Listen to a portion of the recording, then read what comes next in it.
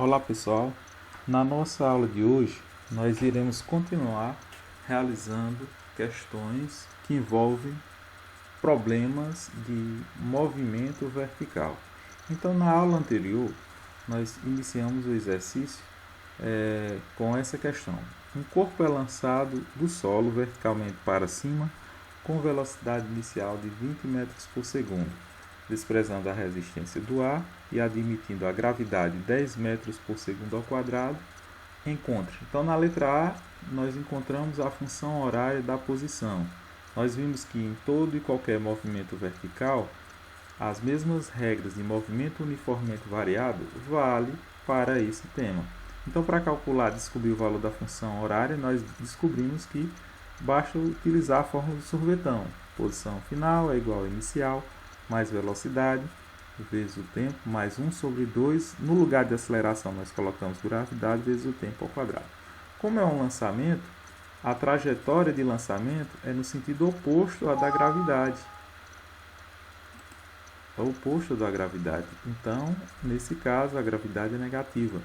Como ele disse no problema que a velocidade inicial é 20 metros por segundo, então basta ir adotando a posição inicial como a origem das posições igual a zero. A equação ficou S igual a 20t menos 5t ao quadrado. Na letra B, ele pediu para calcular a função da velocidade para esse problema. Então, como o movimento é vertical, vale as mesmas regras de movimento uniformemente variado e retilíneo. Então, nós temos velocidade inicial 20, a gravidade no sentido oposto à trajetória, a gravidade é sempre na vertical para baixo, como é lançamento, ou seja, o movimento do corpo é de subida, gravidade negativa. Então, ficou velocidade inicial 20, gravidade menos 10, e a equação ficou velocidade igual a 20 menos 10t. Já na letra C, ele queria saber o tempo gasto pelo corpo para atingir a altura máxima. Então, sempre na altura máxima, o corpo está subindo em movimento retrógrado, ou seja, ao passar um certo tempo,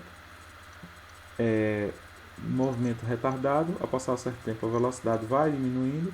Quando chega na altura máxima, ele entra em estado de repouso e muda o sentido da trajetória, ou seja, estava de subida até então, agora passa a descer, movimento de descida. E na altura máxima, ele entra em estado de repouso, embora seja num curtíssimo intervalo de tempo, ou seja, num intervalo de tempo muito pequeno ele fica em repouso. E aí retorna no movimento de descida enquanto que se torna um movimento acelerado, ou seja, ao cair a velocidade aumenta com o tempo. Então, na dica, ele quer saber o tempo gasto na altura máxima. Já sei que na altura máxima ele entra em estado de repouso, portanto, velocidade final igual a zero. Substituímos na equação, aí ficou 0 igual a 20 menos 10t. Passamos para o primeiro membro, menos 10t, e aí descobrimos o valor do tempo igual a 2 segundos. E aí finalizamos a atividade anterior nessa letra C. Continuando o mesmo problema, vamos para o item D. Agora no item D, ele quer saber a altura máxima atingida em relação ao solo. Pronto. Substituindo, nós já sabemos que o tempo de subida será igual ao tempo de descida. É a mesma. Ele demorou 2 segundos para subir e levará 2 segundos para descer. Então ele quer saber a altura máxima. Então nós já vimos lá na letra A que a função horária da posição para essa situação problema é S igual a 20t menos 5t ao quadrado. Montamos essa equação lá na letra A, tá? Pela fórmula do sorvetão. Pronto. Substituindo, então nós temos o tempo igual a 2 segundos. Então vai ficar 20 vezes t, que vale 2 segundos, menos 5 vezes t ao quadrado. T vale 2, 2 ao quadrado. Então a altura máxima, 20 vezes 2 dá 40. 20 vezes 2 dá 40. Aí, 2 ao quadrado dá 4. Aí, menos 5 vezes 4. Menos com mais dá menos. 5 vezes 4, 20. 40 menos 20 dá 20 metros. Portanto, ó, a altura atingida por esse corpo na subida foi de 20, uma altura igual a 20 metros. Letra E. Ele quer saber o tempo gasto pelo corpo para retornar ao solo. Então, nós já sabemos que no solo a posição é 0. Vamos adotar sempre a superfície como a origem. Então, é 0. Substituindo ó, o S por 0, a equação, lembrando que essa é a equação da função horária da posição para o movimento uniformemente variado, e nós descobrimos essa equação lá na letra A. Então, ó, substituindo ó, S por 0, vou passar o menos 5t ao quadrado para o primeiro membro. Se está negativo, vai positivo, ficando 5t ao quadrado.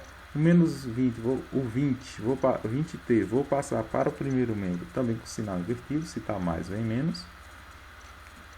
Igual a 0. Tá?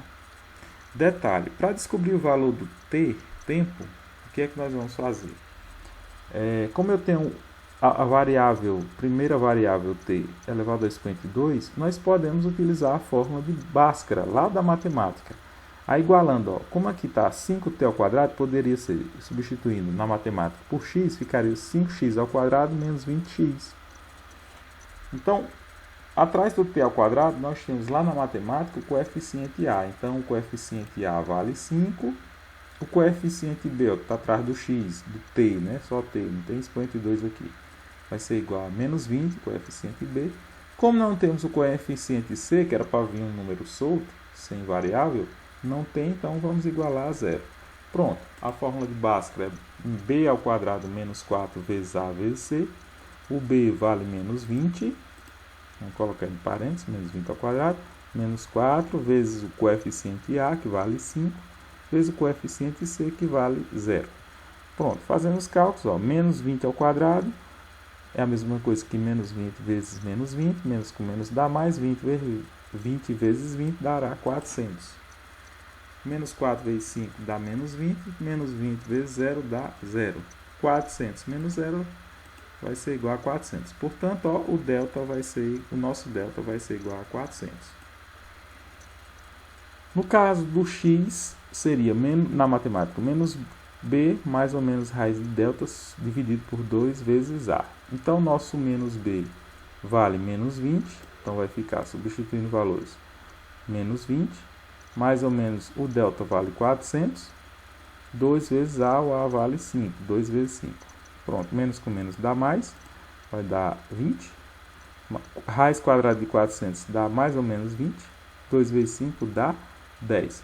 Portanto, ó, 20 mais 20 dá 40. 40 dividido por 10 dá 4 segundos. E o T2', que é T' e T2'. T2', 20 menos 20 dá 0. 0 dividido por 10 dá 0. Então, ó, nesse caso, o tempo igual a 0 não satisfaz, pois é o instante de lançamento. O instante de início, né, do movimento foi igual a 0. E o tempo, no caso, o tempo gasto para o corpo retornar ao solo foi de 4 segundos. Ou seja, foi 2 minutos para subir e 2 minutos para descer. Outro detalhe, gente, de lançamento vertical é que a mesma velocidade de subida é a mesma velocidade de volta. No caso, seria menos 20 metros por segundo ao quadrado. Seria negativo, porque está no sentido oposto à trajetória. Então, está respondida a nosso item E. Item F. Ele quer saber a velocidade do corpo ao tocar o solo. Então, bora lá. Eu já sei que o tempo para tocar o solo final é 4 segundos. Então, nós temos 20 menos 10t. Substituindo o tempo por 4, ó, detalhe, esse tempo de 4 segundos nós descobrimos lá no item anterior, na questão E. Então, substituindo, e a equação da velocidade nós descobrimos no item B, se eu não me engano. Então, ó, velocidade igual a 20 menos 10t, a equação da velocidade para esse movimento. Então, substituindo o tempo por 4 segundos, ó, 10 vezes 4 dá menos 40.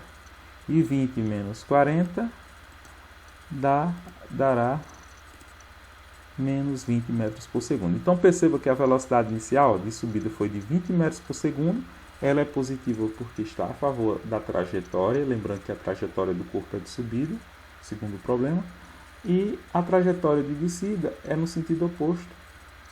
A velocidade de descida é no sentido oposto à trajetória, então ela é negativa. Então percebo que o tempo de subida é igual ao tempo de descida, foi 2 segundos para subir, mais 2 segundos para descer. E a velocidade de subida é a mesma velocidade de descida. Detalhe, no ponto mais alto, sempre a velocidade na altura máxima será igual a zero, porque ele entra em estado de repouso para mudar o sentido da trajetória.